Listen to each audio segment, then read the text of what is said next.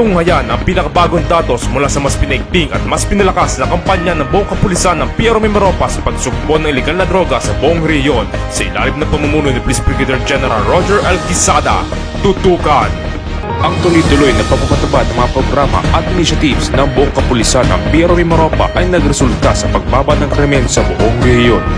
Base sa pinakuling italang datos, umabot sa tinatayang 12.72 na gramo na shabu na nagkakalaga ng 86,496 pesos ang nakumpiska ng kapulisan.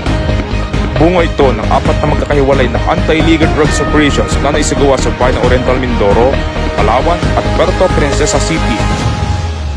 Dahil dito, ito'y nagresulta sa pagkakaresto ng 4 na drug personalities. At yan ang mga huling kaganapan dito sa Police Regional Office Mimaropa sa pangunguna ng kanyang masipag at masigasig na Regional Director, Police Brigadier General Roger L. Quezada, katuwang ang Command Group, Provincial Directors, Chief of Police at iba pang unit leaders at higit kumulang na 6,000 kapulisan. Ito ang Police Regional Office Mimaropa, the home of Police Eco Warriors.